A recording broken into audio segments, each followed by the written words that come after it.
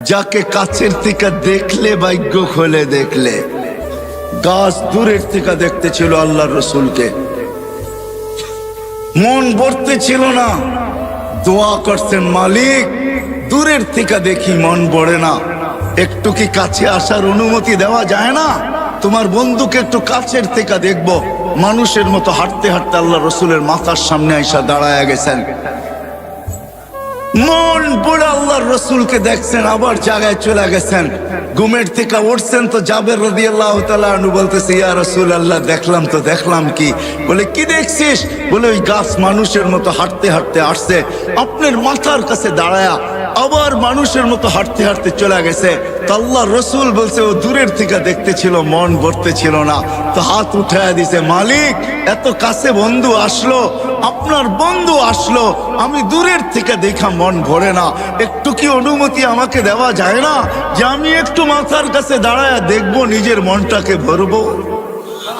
হায় হায় হায়, যাকে দেখা উঠ সেজদা করে উঠ। আল্লাহর রসুলের সামনে উঠ সেজদা করতেছিলেন, উঠ। সাহাবা বলছে, ইয়া রাসূলুল্লাহ নাহনু আহাক্কু বিহা, উট যদি আপনাকে সেজদা করতে পারে তাহলে তো আমরা বড় অধিকার রাখি। তো আল্লাহর রাসূল বলছে, লাউ আমারতু আহাদান আন ইয়াসজুদা লি আহাদিন লা আমারতু নিসা আন ইয়াসজুদনা লি আজওয়াজিহিন্না। কোন মানুষকে যদি আল্লাহ ব্যতীত কারো সেজদার বৈধতা থাকতো তাইলে আমি স্ত্রীকে বলতাম সে যেন স্বামীর পায়ে ডেলি সেজদা করে। না না, উট করছে বিদায় তোমরা করতে পারবে তা হবে না, তোমাদের সেজদা একমাত্র আল্লাহর জন্য হবে। হায় আমি কতটুকু বুঝাবো আর। হালিমা সাদিয়া যখন উঠছেন আল্লাহর রসুলকে গাদার উপরে নিয়া, তো যাইতেছিলেন নিজের এলাকার দিকে, গাদা ঘুরা গেছে বাইতুল্লাহর দিকে, ঘুরা এক সেজদা লম্বা, দ্বিতীয় সেজদা আরো লম্বা, তৃতীয় সেজদা আরো লম্বা। গাদাকে জিজ্ঞাসা করছে হালিমা, আরে এত লম্বা লম্বা সেজদা, সবাই চলে যেতেছে, আমি যাব না। আমি সেজদা দিব না তো দিব না কেন? আমি সেজদা ওই আল্লাহকে দিব না তো দিব না কেন যে আল্লাহ দুজাহানের বাদশার জন্য আমার পিঠকে নির্বাচিত করছে। আমি সেজদা দিব না তো দিব কে? ওই মুহাম্মাদুর রাসূলুল্লাহ। ও যুবক, তোমার পায়ে হাত রেখা বুঝাইতেছে, আসো, জীবনটাও ছোট, অস্তিত্বটাও ছোট। আল্লাহ মুকুট দিছেন হাজারো, সম্পর্ক গুলাই এক একটা মুকুট, আর উদ্দেশ্য মালিককে পাওয়া, আর পাওয়ার জন্য সহজ পদ্ধতি মুহাম্মাদুর রাসূলুল্লাহ। একটা ক্যারিয়ার ধরেই বসে থাকেন, একটা। আমি প্রমাণ দেখাইতেছি। আপনারা ইয়ামান যান নাই, আপনার ওয়াইস কুরনির নাম জানেন, ওয়াইস কারনি এটার নাম জানেন, ঠিক না? কিন্তু আপনারা করণ চিনেন না।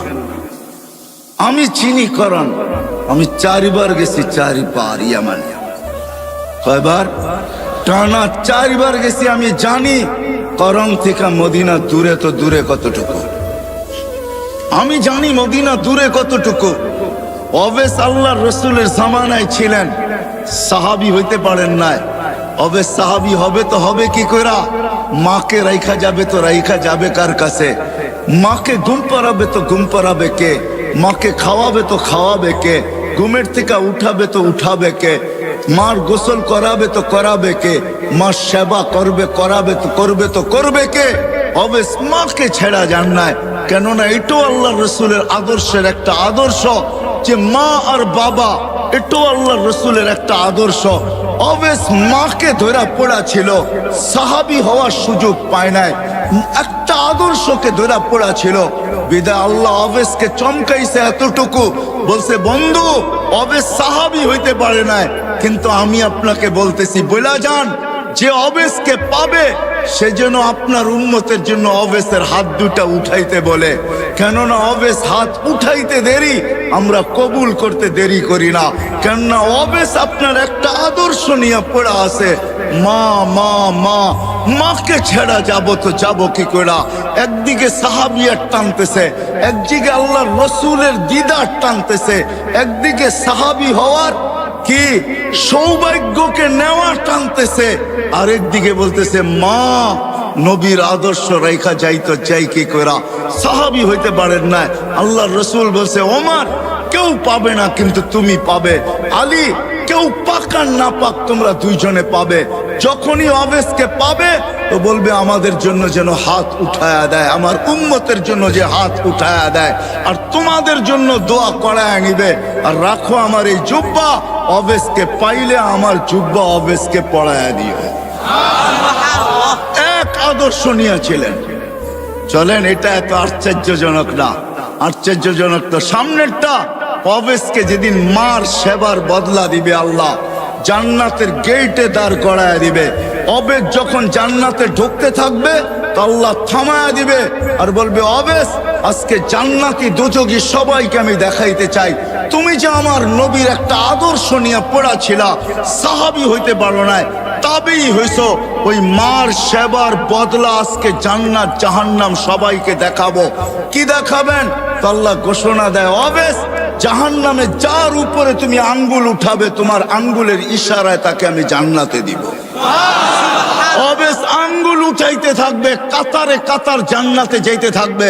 আল্লাহর রাসূল আরবের এক কবিলার নাম নিছেন যে এই কবিলার সমপরিমাণ লোক জান্নাতে যাবে। কসম খোদার, আল্লাহর রাসূলের একটা ক্যারিয়ার ধরা পড়া থাকে, একটা আদর্শ ধরা পড়া থাকে, একটা আদর্শ, একটা ক্যারিয়ার, একটা লাইফ স্টাইল নিয়ে পড়া থাকো যুবক। কসম খোদার, এটা তোমাকে জান্নাতে নিবেই নিবে, নিবেই নিবে, নিবেই নিবে। আমি যুক্তি দিয়া বুঝাইলাম হাদিস, আর আর হবে না কেন?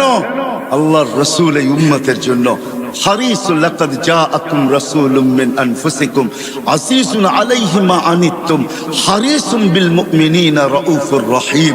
ওই নবী যিনি আরশে যে আমাদেরকে ভোলেন নাই, সারা জীবন কাঁদতে কাঁদতে কাঁদতে কাঁদতে এক দিনের জন্য চোখের পানি শুকায় নাই। নাইলে জিবরিল মিকাইল কোনোদিন মিথ্যা বলতো না। জিবরিল মিকাইল দুজন জিজ্ঞাসা করছেন মা জালা আরাকা তাবকি, যখনই দেখি আপনার চোখে পানি কেন টলটল করে? বলছে যেদিন থেকে জান্নাত জাহান্নাম দেখা আসছি ওদিন থেকে চোখের পানি থামে না। যে সারা জীবন চোখের পানি ঝরাইছেন, মৃত্যু লগ্নে যখন যাইতেছেন তখনও চোখের পানি ঝরতে ছিল। জিবরিল আলাইহিস সালাম জিজ্ঞাসা করছেন আনতা ইলা রাফিকি তাবকি আনতা ইলা রাফিকিল আলা আল্লাহু ইয়ান্তাযিরুক। এখনো কাঁদেন? আল্লাহ আপনার অপেক্ষায় অপেক্ষমান। উপর জগতে খুশির বন্যা চলতেছে, এখন বন্ধু বন্ধুর সাথে আইসা মিলবে, এই জন্য সমগ্র জগতে খুশির হুল্লোড় চলতেছে। আর আপনার চোখে পানি কেন? আপনি তো এখন আল্লাহর সান্নিধ্যে যাবেন, আপনার জন্য ঊর্ধ্ব জগতে খুশির বন্যা বইতেছে। সমগ্র জগৎকে সাজানো হয়েছে আজকে বন্ধু বন্ধুর সাথে চিরদিনের জন্য সাক্ষাৎ করবে। আপনার চোখে পানি কেন? বলছে জিবরিল ফামান লিবাদিলি উম্মতি, এক প্রশ্ন এখনো বাকি, আমার পরে উম্মতকে দেখা রাখবে কে? নারায়ণগঞ্জের মানুষ এখানেই শেষ না, কবর থেকে কাঁদতে কাঁদতে উঠবে ওয়াহুয়া ইয়াকুম ওয়া ইয়াবকি ওয়া ইয়াকুল জিবরিল আইনা উম্মতি। উঠবে আর কাঁদবে আর বলবে আমার উম্মত কোথায়, আমার উম্মত কেন রিসিপশনে আসে না? যখন মাকামে মাহমুদে নিয়ে যাওয়ার জন্য উঠানো হবে, মাকামে মাহমুদে যায় ও হাত রাইখা বলবে বসবো না।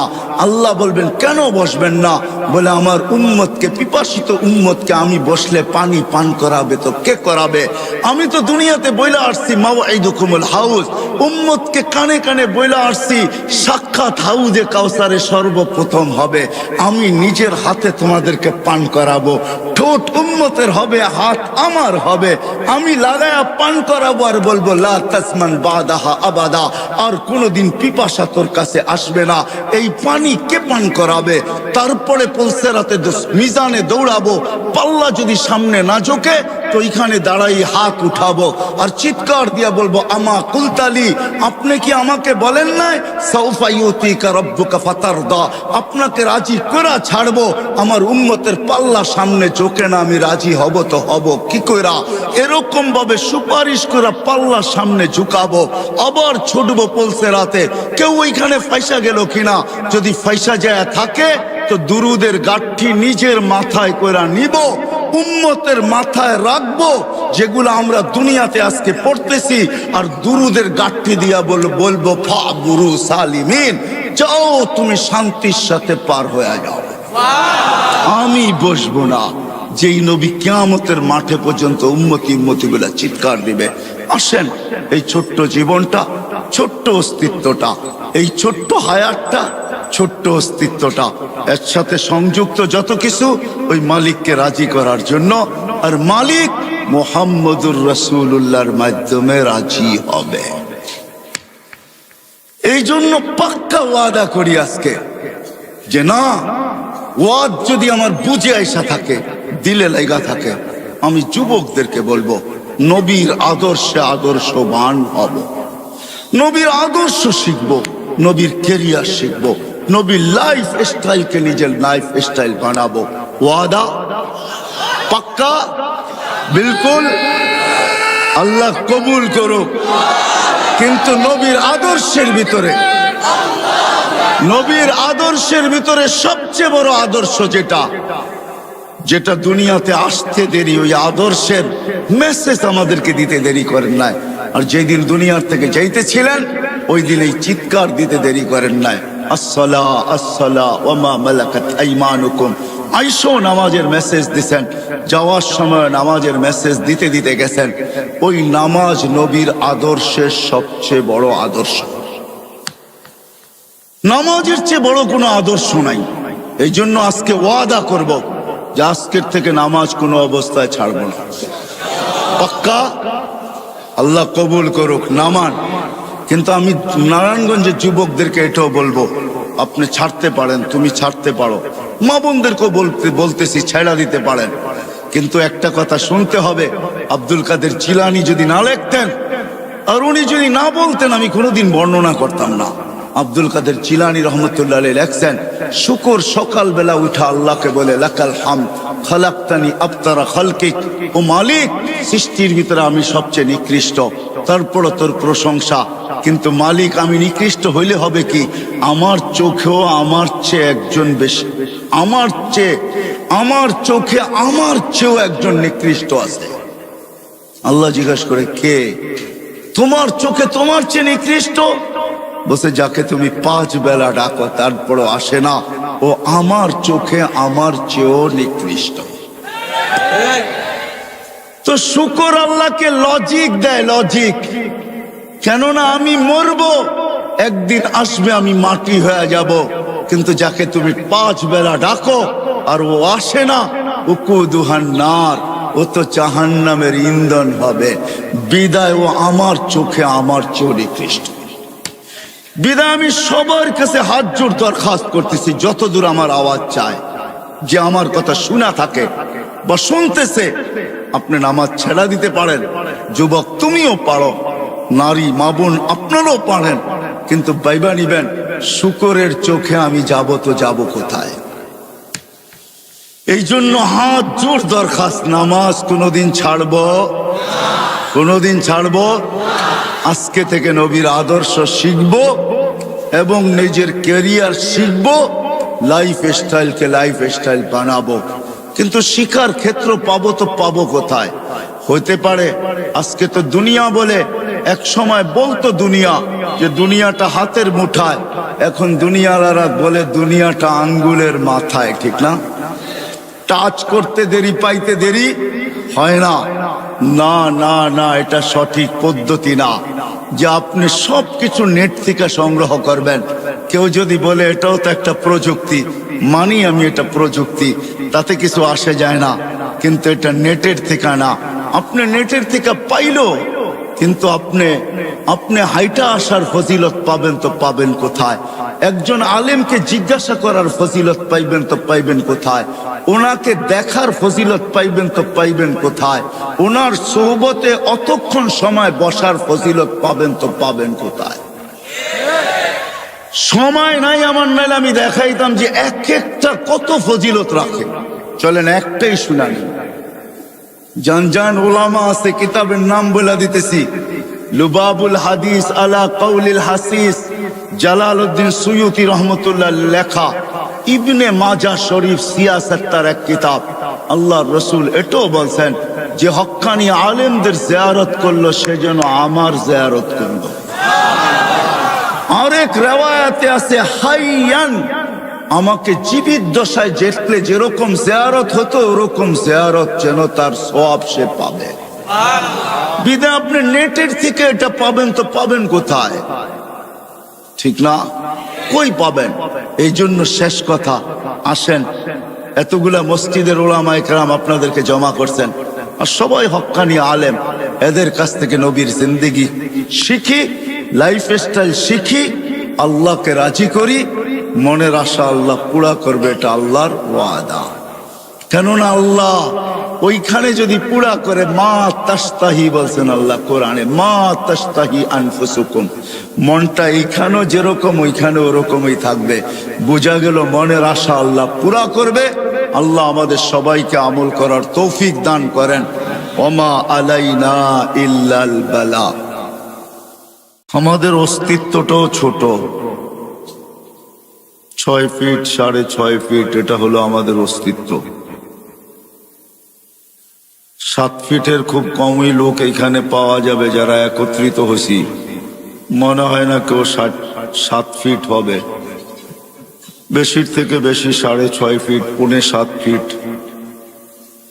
তো অস্তিত্বটাও কিন্তু আমাদের ছোট।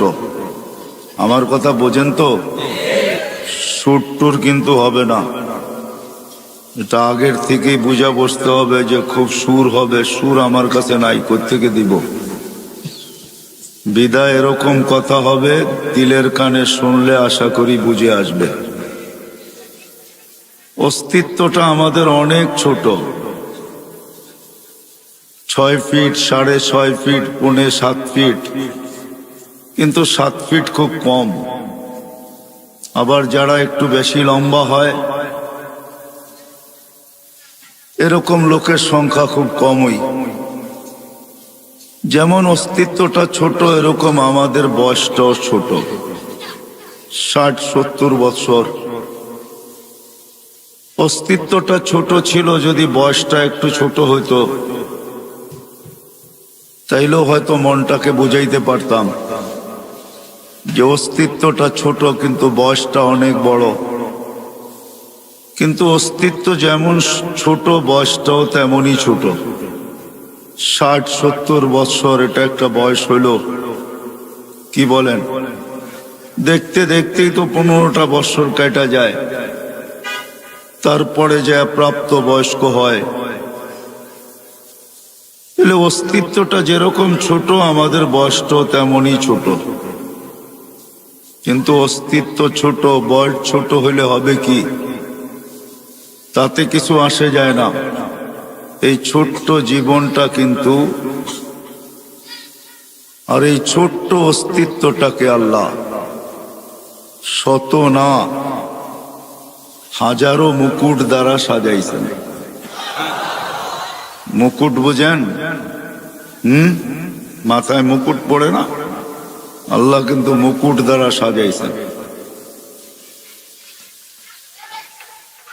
শত না হাজারো মুকুট দ্বারা আল্লাহ এই ছোট্ট অস্তিত্বটা আর ছোট্ট জীবনটাকে সাজাইছেন। চলেন 2-1টা দেখা যাক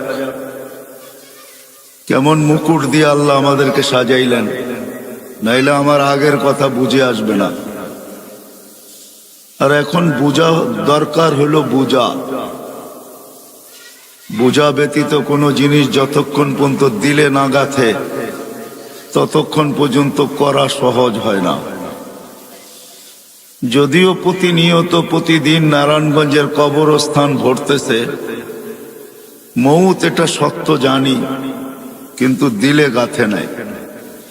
যদি গাথত তাহলে ফেরেশতাদের কথাই সত্য হইতো, আল্লাহুম্মা লাম ইয়াইশ।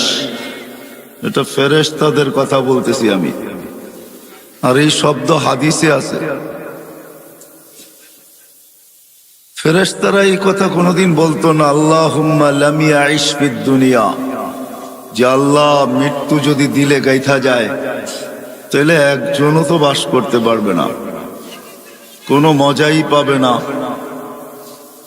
বিদায় বুঝা গেল মৃত্যু সত্য, এটা মানি, মারা যায় চোখে দেখি, কবর দেওয়া হয় এটাও জানি এবং দেখি, কিন্তু আসলে মৃত্যুটা দিলের ভিতরে গাঁথে নাই। যদি গাঁথতো তাইলে মনে হয় না আমরা এই ছোট্ট জীবনটায় কোনো মজা পাইতাম, কোনো মজাই থাকতো না, ঠিক না? কি বলেন? হয়তো কেউ কিছু খায়া ঝিমাইতে থাকে, মনে হয় বোঝেন নাই, কেউ কিছু খায়া ঝিমাইতে থাকে, ঝিমায় না? মনে হয় বোঝে নাই যুবকরা।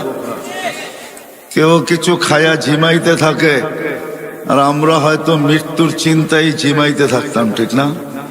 ঝিমানো বোঝেন তো? কেউ কিছু খায়া কিন্তু ঝিমায়, যদিও আমি শব্দটা বললাম না, কিন্তু মাঝে মাঝে দেখা যায় রোডের ডাইনে বামে কেউ বসা বসা ঝিমাইতেছে, ঠিক না?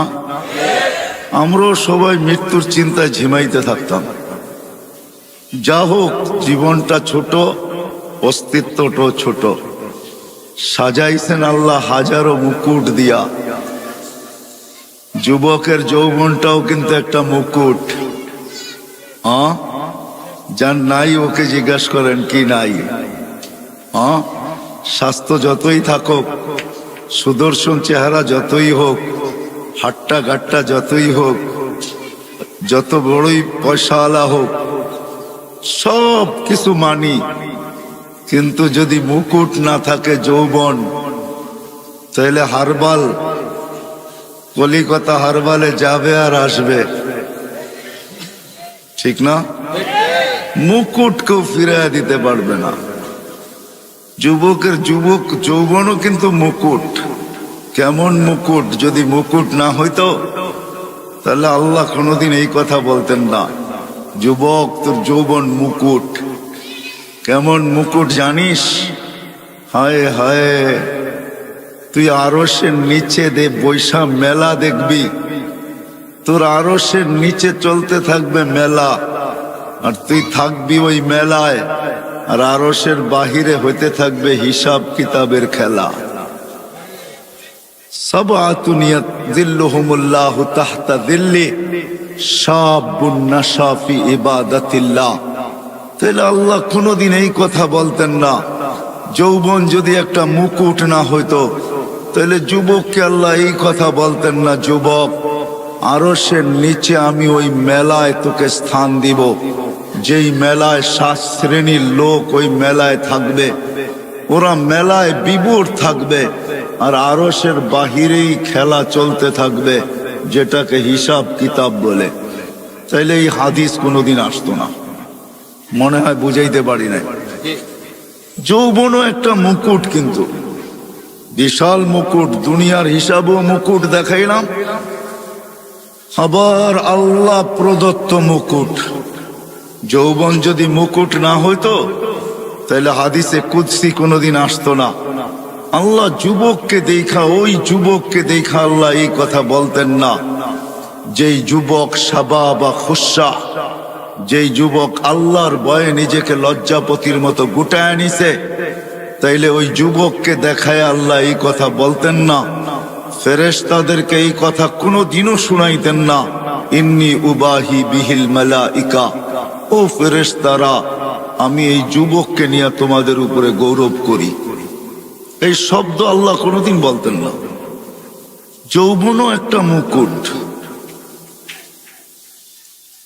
এরকম যদি দেখাইতে যাই, কোরআনের ওই কথা তো রয়েই গেল, ওয়ালাকাদ কাররামনা বনি আদম।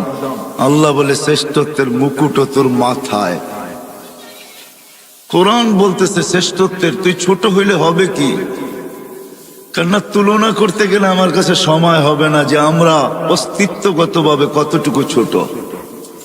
জিবরিল আলাইহিস সালামের সাথে তুলনা চলবে না আমাদের, কেননা ফাইদা রাসুহু ফাওকা সাবঈ সামাওয়াত, উনার মাথা 7 আকাশের উপরে, রিজলুহু তাহতা সারা, পাও 7 জমিনের নিচে, সিত্তু মিয়াতু জানা, 600 ডানা, লাউ কাশাফা জানাহাই লাগাত্তাল মাশরিক ওয়াল মাগরিব, 2 ডানা প্রসারিত করলে 2 সীমান্ত ঢাকা যায়।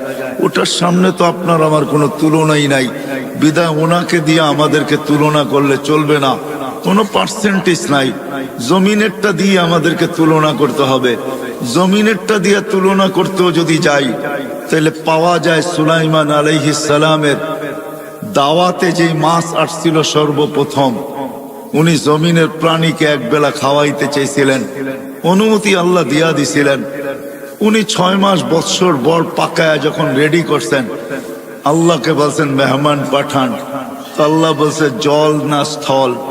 বলছে জল আগে পাঠান, স্থলের মানুষগুলা তো বাড়ির মানুষই, ওরা পরে খাবে না। তো আল্লাহ জলের থেকে একটা মাছ পাঠায়া দিছিলেন শুনছিলাম। মাছ এসা সালাম দিয়া বলছে আল্লাহর নবী আজকে তো আপনারই মেহমান। বলে বিলকুল। বলে খাওয়া রেডি? বলে বিলকুল রেডি। তো খাইতে শুরু করছেন, যা পাকাইছেন 1 বছর পর্যন্ত জিন ইনসান দিয়া সব খাইছেন। যেই পাতিল দিয়া পাকাইছেন ওগুলা খাইছেন, যত বর্তন সর্তন পেয়ালা শেয়ালা যত চামচ চুমচ সব খাইছেন, এমনকি চাটাই পর্যন্ত খায়া ফেলছেন। সব খায়া যেমন পাকানের আগে পরিষ্কার ছিল এমন পরিষ্কার করে দিছেন। তো সুলাইমান আলাইহিস সালাম বলতেছিলেন এমন পেটুক তো দেখি নাই।